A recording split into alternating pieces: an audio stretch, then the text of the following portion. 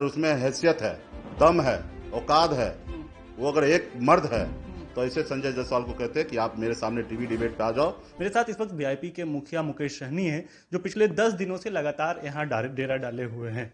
आप लगातार इन दिनों फील्ड में हैं सर, पिछले 10 दिनों से आप यहाँ कैंपेनिंग कर बहुत रहे सारा हैं। काम है, लेकिन हाँ क्या कह स्थिति सकते लग हैं रही है? बोछा पे स्पेशल मैं फोकस रखा हूँ और बोछा पे ज़्यादा ध्यान रहा। उसके अलावा एमएलसी चुनाव था, सब जगह मैंने भी ध्यान रखा था, सब जगह लाइजनिंग कर रहा था और विशेष तौर पे बोछा पे हम ध्यान रखे हैं। और मजबूती से यहाँ पे हमारी प्रत्याशी डॉक्टर गीता कुमारी जी चुनाव लड़ रहे हैं, रमेश राम जी की सुपुत्री है और बहुत ही अच्छा शानदार हमारा प्रचार चल रहा है।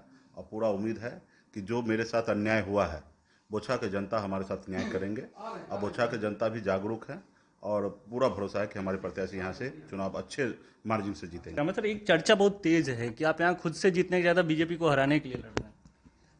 नहीं नहीं, मेरी अपनी जीतने के लिए हम लड़ रहे हैं। कौन हारता है कौन क्या होता है उससे मुझे परवाह नहीं है, हमारी लड़ाई जीतने के लिए है। सलोटर हाउस के संचालकों ने कहा है कि आप पैसा खुलेआम मांगे, पैसा नहीं देने पर आपने बंद करवाया। वो जो देखिए, ये तो एलिगेशन कुछ भी लगाएगा। इस देश में कौन नेता के ऊपर एलिगेशन नहीं लगता है, और लगाने वाला लगाएगा, ठीक है। तो इसको बहुत ज्यादा हमें क्या है, उसके लिए तो हम बोले ना कि माननीय मुख्यमंत्री जी सीबीआई जांच कर लिख दे, सारे मंत्री के ऊपर जांच करा दे, सारे चीजें कर दे, इसमें और क्या है।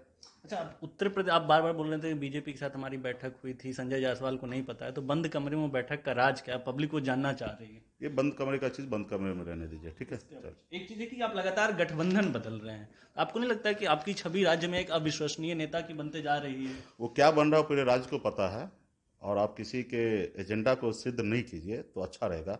आप देखिए कि 2020 में हमको किसने बाहर किया। ये तो विभाग का जो फाइल में नोटिंग हुआ है, ये जनता के बीच में जाने वाली चीज नहीं है और उस चीज को आप तक पहुंचा है तो कहीं ना कहीं किसी का इंटेंशन था कि आप हमसे ऐसा सवाल करें जो आपके जहन तक पहुंचा ये चीजें। और आपने सवाल किया तो इसका जवाब हमने दिया है कि अगर मैं मान लीजिए मेरे राज्य में रहते हुए कहीं पे गलती हो रहा है तो उसका तो संज्ञान लेना पड़ेगा ना। अगर कहीं पे बात चल रहा है कि ये छोटा पशु को काटा जा रहा है तो उसके लिए तो वहां पे जांच होना चाहिए और जांच हो रहा है, ये विभाग करता है। मुकेश सहनी तो जाके जांच कभी नहीं किया और न करेगा। हमारे पास तो ऑप्शन था कि लालू जी से हाथ मिला के डिप्टी सीएम बन जाते, हमारे चारों विधायक को मंत्री बना देते, लेकिन हमने वो नहीं समझा।